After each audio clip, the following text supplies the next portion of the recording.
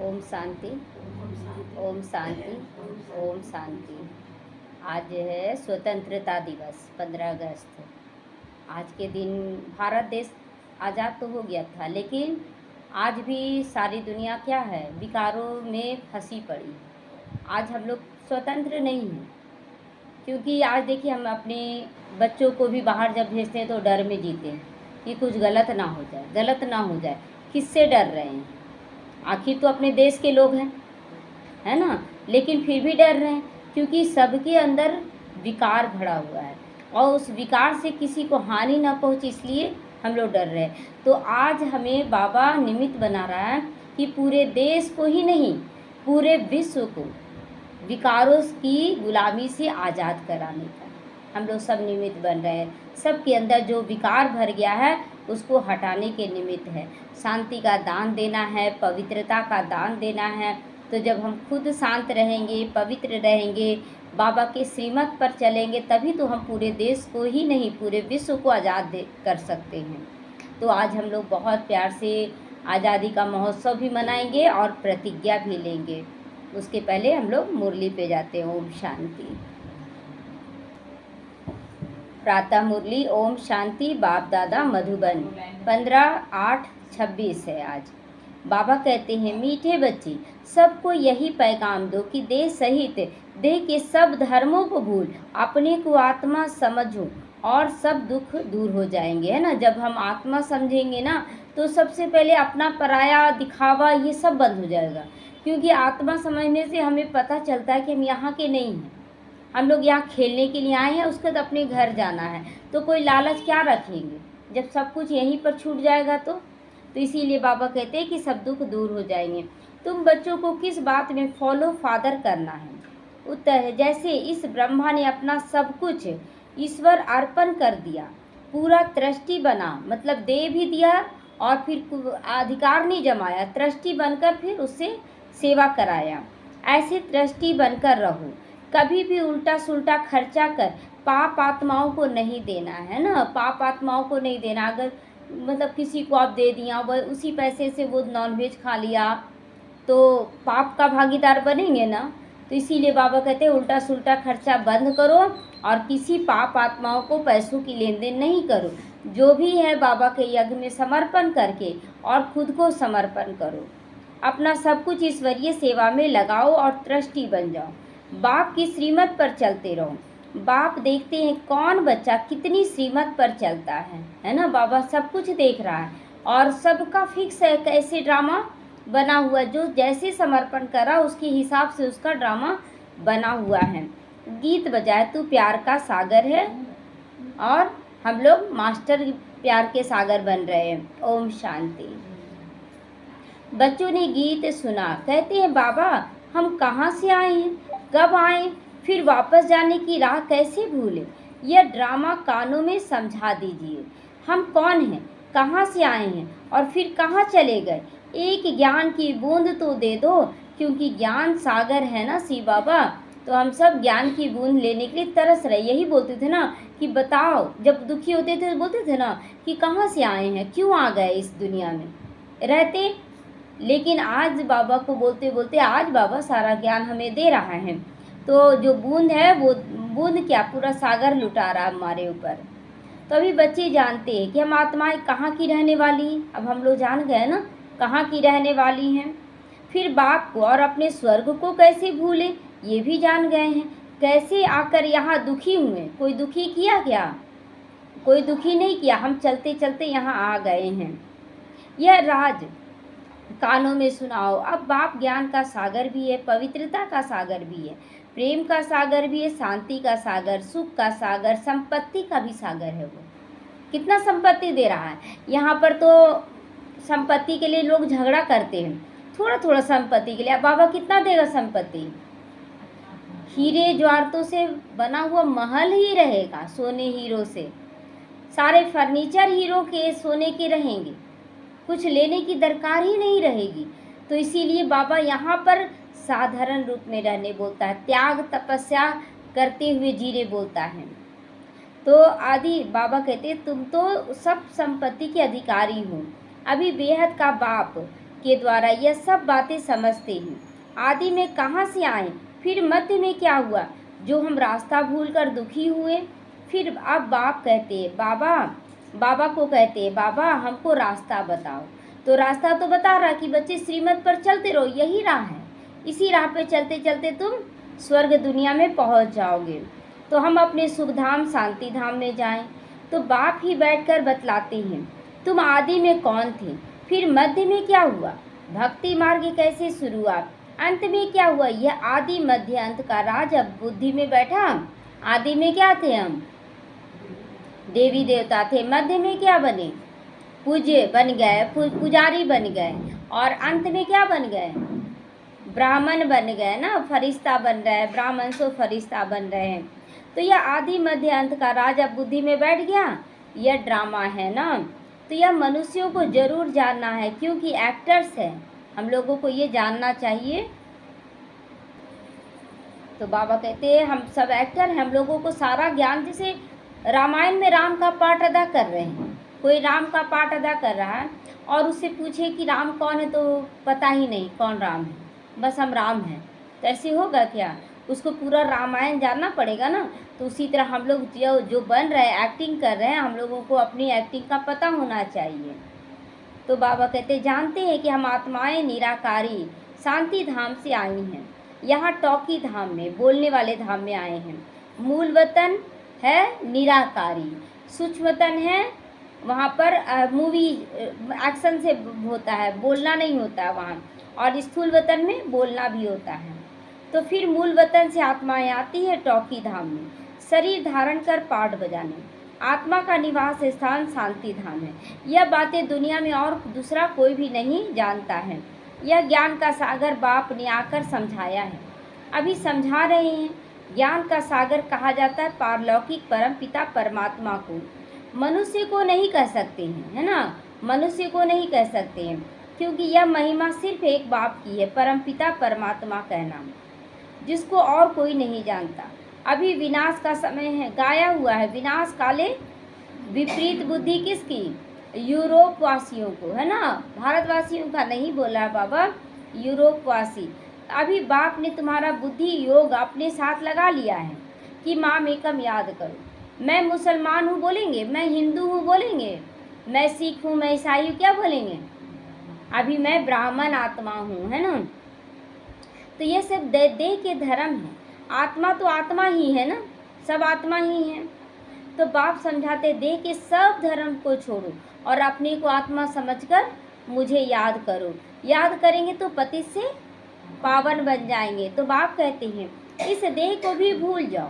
यह सब के लिए बाप का पैगाम है, सब के लिए पैगाम है कि अब देह को भूलना है, अब समय आ चुका है। मैं आत्मा हूँ और हम सब क्या बन गए फिर, आत्मा रूप में भाई भाई, है ना, आत्मा रूप में ब्रदर्स। सारे ब्रदर्स का बाप एक ही है, चाहे कोई भी धर्म बोले, लेकिन आत्मा रूप में सबके पिता हैं शिव बाबा। एक ब्रह्मा भी कहेंगे हम आत्मा हैं और हम सब भाई भाई हो गए। इस समय सब भाई भाई क्या बन गए हैं, पतित भी बन गए और दुखी भी बन गए हैं। सब काम चिता पर चढ़कर भस्म हो पड़े हैं। जब द्वापर के आदि में रावण राज्य शुरू होता है तो तुम वाम मार्ग में जाते हो, तब फिर और सब धर्म शुरू हो जाते, धीरे धीरे एक एक धर्म करके आने लगता। द्वापर से सत्युग त्रेता तो केवल देवी देवता धर्म ही होगा। तो आधा समय तुम पवित्र रहते हो, फिर आधा समय में तुम पतित बनते हो। 21 जन्म भारत में ही गाए जाते हैं। कुमारी वह जो 21 कुल का उद्धार करे, है ना, कुमारी कौन, जो 21 कुल मतलब 21 कुल का राज्य भाग्य ले और अनेक आत्माओं का उद्धार करे, सबको ज्ञान मार्ग में लावे। तो कुमारी वह जो 21 कुल का उद्धार करे। हमारी कुमारी का मान है ना, तुम भारत का तो क्या सारी दुनिया का उद्धार कर रहे हो, है ना, केवल भारत का ही नहीं सारी दुनिया का भी उद्धार करे। तुम जानते हो हम सब आत्माएं शिव बाबा के बच्चे हैं, तो कुमार भी ठहरे, भाई बहन है ना, तो तब जा होते हैं ये प्रजापिता ब्रह्मा की औलाद बनते हैं ना, कुमार कुमारी सब प्रजापिता ब्रह्मा की औलाद बनते हैं। यह तुम बच्चों को ज्ञान है। हम आत्माएं सब भाई भाई हैं, सब बाप को पुकारते आए, हे पतित पावन आओ, हम लोग पुकारते आए हैं, हे भगवान आओ। क्यों? क्योंकि वही तो हमारा सच्चा पिता था जो हमें पति से पावन और हमारे सारे दुखों का अंत करने वाला है। दुख से हमको लिबरेट करने आया है, रावण राज्य से छुड़ाने आया है। फिर हमारा गाइड बनकर हमको वापस भी ले जाता है ना, गाइड बनकर रास्ता दिखा रहा है। तो हमारे दुख हरो गाते थे सुख दो।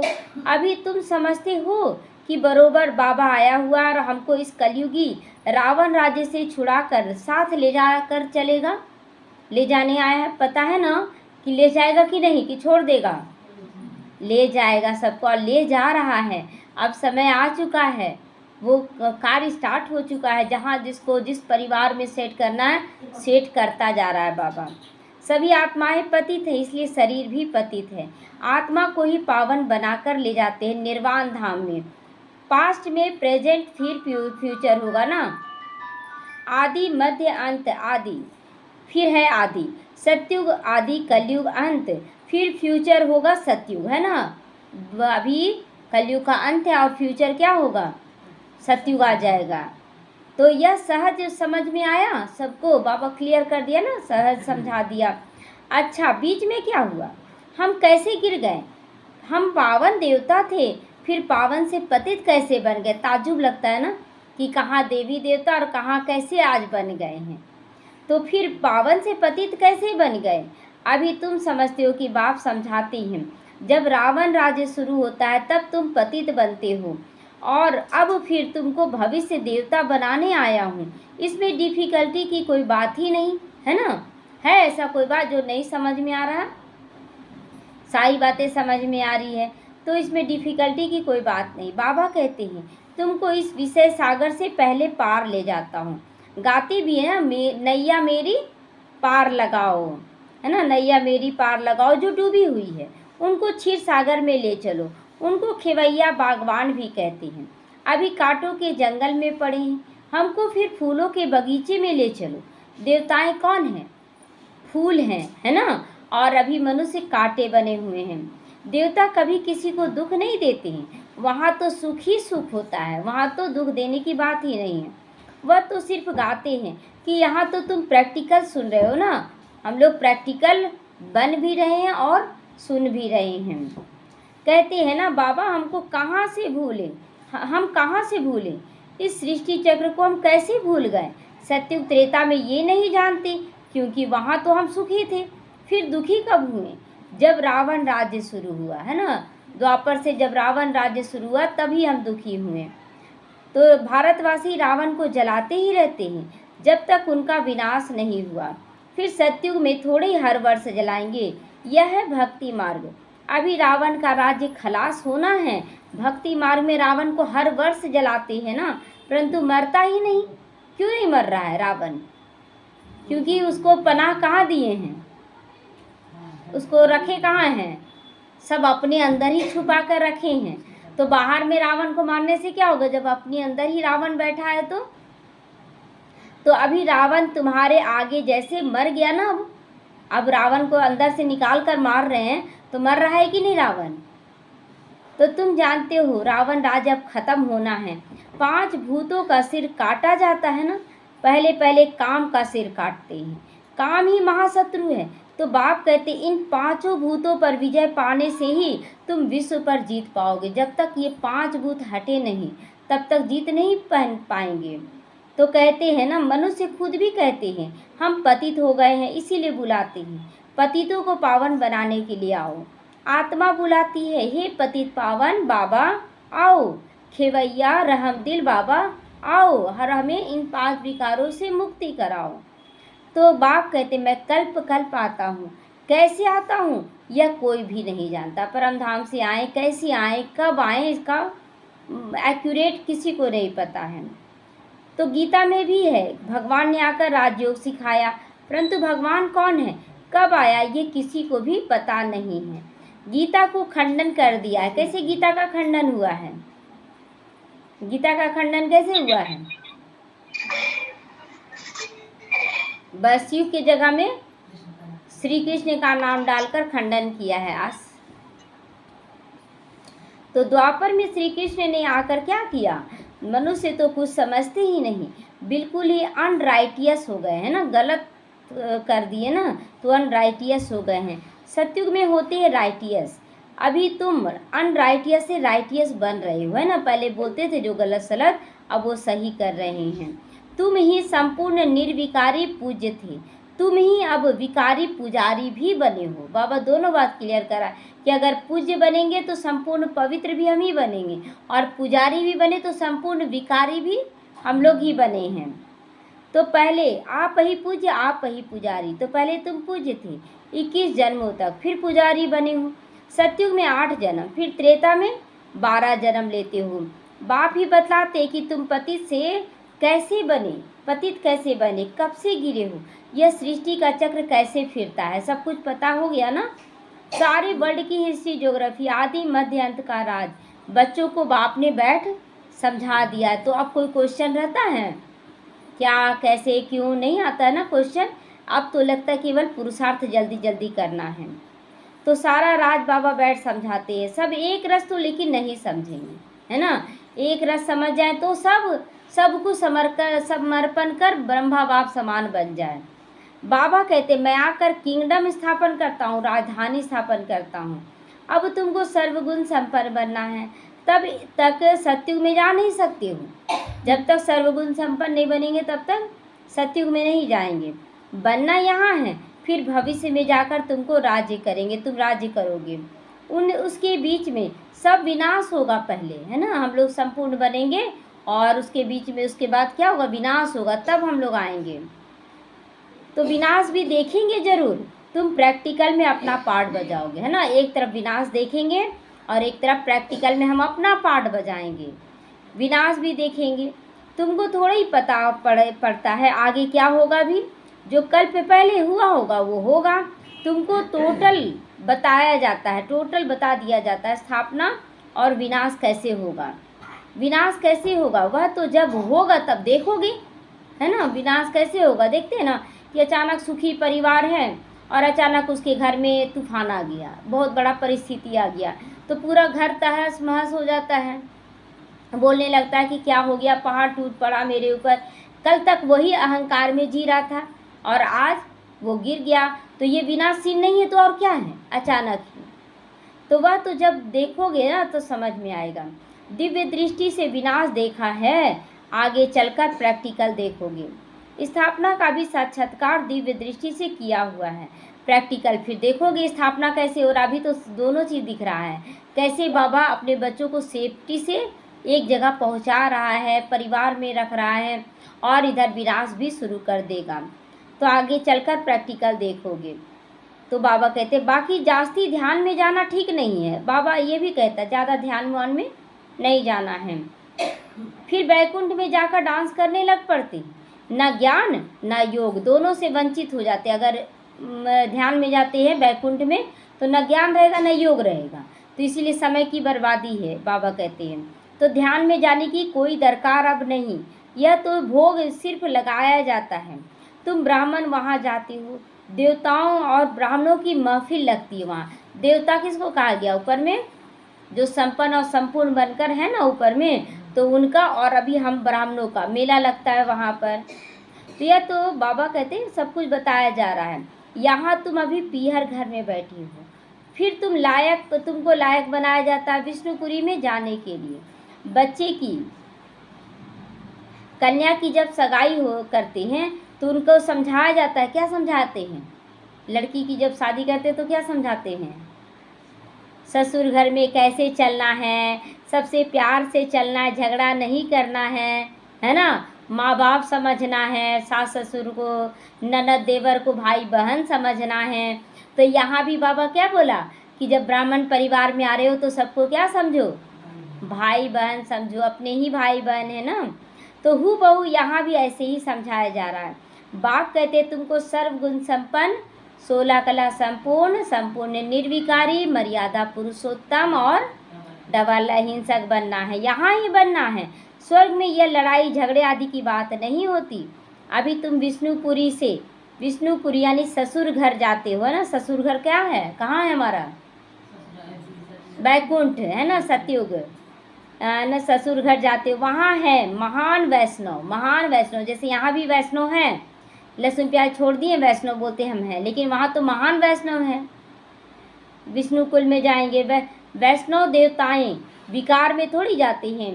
विकार एक बहुत बड़ी हिंसा है, कहा जाता है हिंसा परमो धर्म देवी देवता, तो देवी देवता ही विकार में नहीं जाते हैं। तो अभी तुम जानते हो, हम पीहर घर में बैठे अपने माँ बाप के साथ बैठे, माँ कौन है हमारी? ब्रह्मा बाबा है ना, तो उनकी गोद में बैठे हैं। अभी हमको विष्णुपुरी में लेकिन जाना है सबको, ससुराल जाना है सबको, है ना। तो जैसा दूल्हा वैसा दुल्हन तो बनना पड़ेगा ना उनकी। तो फेशियल ये सब करवा ले जल्दी जल्दी। क्या है फेशियल, है ना, अपने चेहरे चलन को सुंदर बना ले, है ना। जानते हो वहाँ बहुत सुख होता है। शादी के पहले कन्या फटा हुआ कपड़ा पहनती है, जिसको वनवाह कहते हैं। अभी तो नहीं है, ये पहले होता था, अभी तो पहले ही से ही तैयारी चल जाता है बहुत अच्छा। तो पहले ऐसा होता था कि साधारण कपड़े पहनाया जाता था। तुम्हारे पास अभी क्या है कुछ है? गरीब है ना हम लोग अभी। बाबा के ज्ञान गुण शक्तियों से अमीर हैं, लेकिन दुनिया के हिसाब से है कि नहीं गरीब? है ज़्यादा धन नहीं है। तो यह तो ठीक कर भीतर है तुम्हारे पास, अभी भी जो है ना वो ठीक कर भीतर है। यहाँ तुमको कोई भी जेवर आदि पहनने की दरकार नहीं, जेवर आदि भी पहनने की बाबा कहते दरकार नहीं है। लेकिन परंतु कहते हैं गृहस्थ में रहना है तो शादी आदि में तो जाना पड़ता है ना, शादी आदि में जाना पड़ता है। तो जेवर आदि भी भल पहनो, मना नहीं कर रहे हैं बाबा। जो पहनना है जिस घर का जो है पहनो। क्यों पहनना है? नहीं तो कहेंगे विधवा हो गई है क्या, जेवर नहीं पहनती है, बोलेंगे ना। तो इसीलिए बाबा मना नहीं करता, जहाँ जैसा है वहाँ पहन के, 1-2 दिन की बात होती है, पहनकर उसको निभा दें ताकि कोई गलत मैसेज ना जाए। तब बाबा कहते नाम बदनाम नहीं करना है ना, नाम बदनाम नहीं करना है। कुछ भी पहनो, लेकिन अपने को आत्मा समझ कर चलो, अपनी धारणा को मजबूत रखो, धारणा को नहीं तोड़ना है। तो जाओ भल कहाँ भी यह मंत्र याद रखो, यह परीक्षा लो। हम याद में रहते हैं, अपने आप को चेक करना है। यहाँ हम जाते हैं बाबा के डायरेक्शन पर, उनके साथ भी तोड़ निभाना है ना, परिवार के साथ तोड़ निभाना है ना। तो अगर नहीं निभाएंगे तो फिर परिवार वालों का अट्रैक्शन कैसे होगा, आकर्षण कैसे होगा? उनके साथ भी तोड़ निभाना है, परंतु हथकार डे और दिल यार डे, तो समझेंगे यह मजबूत है। बाबा कब समझेगा मजबूत? जब परिवार में जाते सब कुछ करते भी आपकी स्थिति डगमग ना हो कि देखो इन लोग तो सुखी है। जब पार्टी फंक्शन देखते हैं ना लोग तो बोलते क्या साधारण में रहना, देखो तो इन लोग कितना एंजॉय कर रहे हैं, तो फंस पड़ते हैं। तो मजबूत रहना है ना। तो बाबा कहते जेवर आदि पहन, शादी में भल जाओ, इकट्ठे भी रहो, लेकिन महावीर बनकर रहना। वहाँ के रहन सहन खान पान को नहीं अपना लेना है। सन्यासियों का भी दिखाते हैं ना, गुरु ने वैश्या के पास भेज दिया, सर्प के पास भेज दिया। जो बहादुरी से पास हो दिखाते हैं उनको कहा जाता है महावीर, है ना। सन्यासी लोग कहते थे कि सन्यास भेजते थे वैश्याओं के पास कि तुम्हारा आकर्षण तो नहीं जाग जाता है। सांपों के पास भेजते थे कि तुमको डर तो नहीं लगता है, जब तुम मर गए हो तो डर कैसा। तो ये परीक्षा लेते थे। तो यहाँ भी सबसे बड़ी परीक्षा तो यही है ना कि परिवारों में जाइए, सब कुछ पहनना ओढ़ना कीजिए, रहना है उनके साथ, लेकिन डिटैच होकर चलना है। ऐसा नहीं है कि वो लोग हंसी मजाक गंदा गंदा करते हैं ना, हंसी मजाक शादी ब्याह में, तो आप भी करने लगिए, नहीं, उन सबसे डिटैच होकर सकाश देना है। तो बाप को याद में रहेंगे तो कोई भी कर्मेंद्रियों से चंचलता नहीं होगी। बाप को भूले तो कर्मेंद्रियां चंचल हो जाएंगी। विश्व के तुम मालिक बनते हो, यह काम बाप ही, ये कम बात है क्या, है ना। कितना बड़ा बात है ना कि उनके बीच में रहते भी हम बाप को याद करें, तो ये भी बहुत बड़ी बात हो जाएगी। सन्यासी इन बातों को बिल्कुल नहीं जानते। शास्त्रों में भल कुछ भी बातें हैं, परंतु खंडन तो कर दिया ना। ठीक है, बहुत सारी बातें अच्छी हैं, लेकिन खंडन तो हो गया ना। कहाँ शिव बाबा गीता का ज्ञान दिए और कहाँ लिख दिया कि श्री कृष्ण ने दिया, तो खंडन हो गया। भगवान हुआ मैं तुमको राजयोग सिखाता हूँ, जब तक जीते रहोगे ज्ञान अमृत पीते रहोगे, सुनते रहेंगे बाबा। राजधानी स्थापन हो जाएगी। बच्चों को घड़ी घड़ी शिक्षा दी जाती है, एक बाप को याद करो और दैवी लक्षण सीखो। देने का संस्कार, दैवी लक्षण, दिव्यता का लक्षण सीखो। कोई भी विक्रम ना करो, यह तो असुरों का काम है ना, कोई विक्रम करना। तुम अभी तो देवता बन रहे हो, तो देने का संस्कार, दैवी गुण धारण करो। सबसे बड़ा है काम का कांटा। आदत पड़ी हुई है तो घड़ी घड़ी गिर पड़ते हैं ना, फंस पड़ते हैं, दूल्हा दुल्हन में फंस पड़ते हैं। ये इसमें भी नहीं फंसना है। बच्चों की शादी कराना, ये भी बहुत सबसे बड़ा, ये बहुत बड़ा पाप करता है। जब है ना हम खुद का, ठीक है हम लोग तो गिर गए, हम लोग अब देवता बन रहे हैं, लेकिन बच्चों के लिए कहीं ना कहीं उम्मीद जगा कर रखते हैं कि हो जाएगा तो हम क्या करेंगे, लेकिन अंदर में इच्छा रहता है कि हो जाए, तो ये महापाप का भागीदार बन जाएंगे। अगर अंश मात्र भी अंदर में है तो ये महापाप। हाँ, उनका ड्रामा में जो नूंद है वो होने दीजिए, लेकिन हमारी इच्छा नहीं हो। सबसे बड़ा काम का काट। आदत पड़ी हुई है ना तो घड़ी घड़ी गिर पड़ते हैं। माया चमाट मारकर फाहा कर देती है। तभी तो गाया जाता है ना, आश्चर्यवत सुनंती कथंती ज्ञान सुनवंती और फिर भगंती। अभी तुम एक बाप के बने हो, कहते भी यह सब कुछ ईश्वर का दिया हुआ है, तो तुम ट्रस्टी बन जाओ ना। मेरा क्या है, सब कुछ तो बाबा का है। तो ट्रस्टी बनना कि उस पर अधिकार नहीं जमाना, उसको फिर देश कल्याण के, विश्व कल्याण में लगाना, तो ये सब उनका है। हमको उनकी श्रीमत पर चलना है। बाप भी देखते हैं हमको सब कुछ अर्पण कर, फिर हमारी श्रीमत पर कैसे चलते हैं देखते हैं। जैसे अर्पण कर देते उसके बाद हम लोग कैसे धन को यूज कर रहे हैं, ये बाबा चुपचाप देखते हैं। तो बाबा कहते हैं कि देखते हैं कि हम सब, बाप भी देखते हैं हम सबको सब कुछ अर्पण कर हमारी श्रीमत पर कैसे चलते। कोई उल्टा सुल्टा खर्चा कर दे रहे हो, पाप आत्माओं को तो नहीं देते हो। देन लेन बहुत थोड़ा करना, मतलब थोड़ा क्या, जहाँ ज़रूरत है, मतलब ज़रूरी है तोड़ निभाना तभी दीजिए, नहीं तो फालतू। जैसे होता है ना कि ये खिला दिए वो खिला दिए उल्टा सुल्टा, अगर उसका पेट खराब हो गया, तबीयत खराब हो गया, तो आप पाप के भागीदार बनेंगे। इसलिए उल्टा सुल्टा खर्चा नहीं करना है, पाप आत्माओं से लेन देन नहीं करना। शुरू में इस ब्रह्मा ने भी ट्रस्टी हो दिखलाया ना, सब कुछ बाप को अर्पण कर दिया और खुद ट्रस्टी बन गया। मेरा कुछ नहीं है, बस किसी को भी कुछ नहीं दिया। देखिए ब्रह्मा बाबा तो अपने बेटे को भी कुछ नहीं दिया, है ना, बोला जाओ तुमको कमाना है तो कमाओ, लेकिन इसमें तुम्हारा कोई अधिकार नहीं है। तो कि बस किसी को भी कुछ नहीं दिया, ईश्वर अर्थ किया, तो ईश्वर के काम में ही लगना है ना उसको। शरीर निर्वाह भी होता था ना, जो कुछ था सब कुछ सेवा में लगा दिया। इसको देखकर फिर दूसरे भी ऐसे ही किए। भट्ठी बन गई, भट्ठी नहीं बनती तो इतने बच्चे होशियार कैसे होते सर्विस के लिए, इसलिए वो उस समय भट्ठी बन गई। पाकिस्तान में सीखे, फिर यहाँ आकर सीखे। जब सिखलाने लायक समझाने लायक बन गए तब उनको बाहर भेजा गया कि अब बाहर जाओ। बाहर जब समझाने लायक बन गए तब बाहर निकले। अभी तो देखो कितनी प्रदर्शनियाँ आदि करते रहते हैं, बड़ों बड़ों को निमंत्रण देती हैं। इस ज्ञान यज्ञ में विघ्न भी अनेक प्रकार के पड़ते हैं, लेकिन विघ्नों से डरना नहीं है। अबलाओं पर कितने अत्याचार भी होते हैं, तो बाबा कहते योग बल में रहकर उन्हों को समझाओ। भगवान बाप के भी बच्चे बनकर फिर बाप को भूल जाते हैं, माया के बन जाते हैं। यही हार जीत की कुश्ती होती है ना, हार जीत की कुश्ती होती है तो हार जाते हैं। परंतु बॉक्सिंग मुआफिक होती है। माया घूसा जोर से लगाती है तो फाहा हो जाते, मतलब अचानक जोर से परिस्थिति आई तो अंदर में हलचल पैदा हो जाता है। तो बाबा कहते माया से कभी भी हारना नहीं, चाहे कुछ भी हो जाए, लेकिन हमें बढ़ते रहना है। तो पवित्र रहेंगे तो विश्व के मालिक बनेंगे। कितनी बड़ी आमदनी है, अगर पूरा पुरुषार्थ नहीं करेंगे तो जाकर क्या बनेंगे,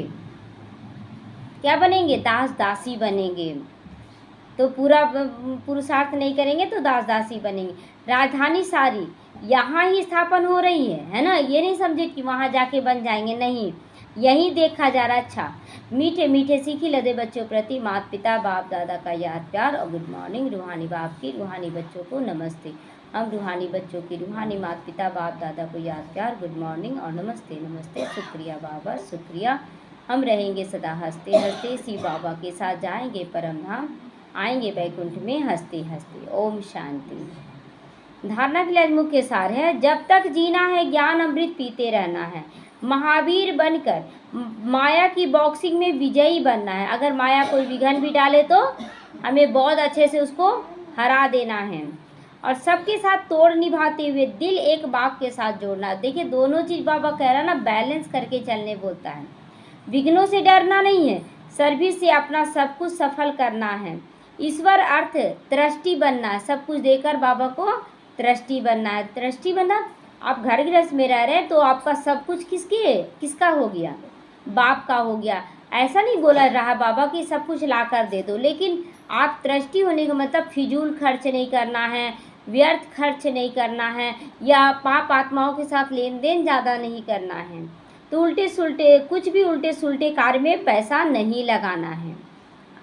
वरदान है, अपने संपूर्ण स्वरूप के आह्वान द्वारा आवागमन के चक्र से छूटने वाले लकी सितारे बनो। अब अपनी संपूर्ण स्थिति व संपूर्ण स्वरूप का आह्वान करो तो वही स्वरूप सदा स्मृति में रहेगा। फिर कभी ऊंची स्थिति कभी नीची स्थिति में आने जाने का आवागमन का चक्र चलता, जो बार बार स्मृति और विस्मृति के चक्र में आते हैं तो इस चक्र से मुक्त हो जाएंगे, है ना। बार बार देह अभिमान में आते हैं, बार बार देही अभिमानी, तो बार बार आत्मा समझेंगे तो ये चक्र खत्म हो जाएगा। देह अभिमान में आना और देही अभिमानी में आना, ये चक्र खत्म हो जाएगा। लेकिन वे लोग तो समझते हैं कि जन्म मरण के चक्र से छूट जाएंगे। नहीं, देह अभिमान और देही अभिमानी का जो अभी चक्र चल रहा हम लोगों के ब्राह्मण जीवन में, वो चक्र समाप्त हो जाएगा। तो और आप लोग व्यर्थ बातों से छूट चमकते हुए लकी सितारे बन जाओगे, हैं। हम लोग सब लकी सितारे बन जाएंगे। स्लोगन है, किसी भी विघ्न के वश होना, अर्थात डायमंड पर दाग लगा देना। हम सब क्या बन रहे हैं? डायमंड। तो डायमंड पर दाग लग जाएगा ना, अगर आपसे गलत काम हो गया तो लोग क्या करेंगे? देखो ब्रह्मा कुमारी में जाने से ये ऐसे करते हैं, तो दाग लग जाएगा ना। इसलिए बाबा कहते बहुत संभल कर चलना है। अव्यक्त इशारे, आप पवित्रता के बीज को समाप्त कर संपूर्ण स्वच्छ पवित्र बनो। जैसे आपका आदि स्वरूप कैसा है? आदि स्वरूप कैसा है? पवित्र है, देवता है, पवित्र देवता है। ऐसे ही अंतिम जन्म भी पवित्र ब्राह्मण जीवन का होता है, एकदम संपूर्ण पवित्र। इस स्मृति के आधार पर पवित्र जीवन अति सहज अनुभव करो, है ना। भारी अनुभव नहीं करेंगे, हल्का अनुभव करेंगे। पवित्र बनो, योगी बनो, यही महामंत्र सभी प्राप्तियों की चाबी। जितना आप योगी बनते, जितना आप पवित्र बनते हैं, सभी प्राप्तियों की चाबी है। अगर पवित्रता नहीं होगी, योगी जीवन नहीं, तो अधिकार होते हुए भी, मतलब ब्राह्मण बन गए फिर भी अधिकार की अनुभूति नहीं कर पाओगे, है ना। विघ्नों के समय में आप महसूस करेंगे कि बाबा साथ नहीं दे रहा है, अधिकार की अनुभूति नहीं कर सकोगे। तो यह महामंत्र ही सभी खजानों की अनुभूति की चाबी है। क्या? कौन सा महामंत्र? मन मना भाव नहीं, पवित्र बनो, योगी बनो, है ना। ये महामंत्र जब रहेगा तो आप सभी खजानों के मालिक बन जाएंगे। ओम शांति।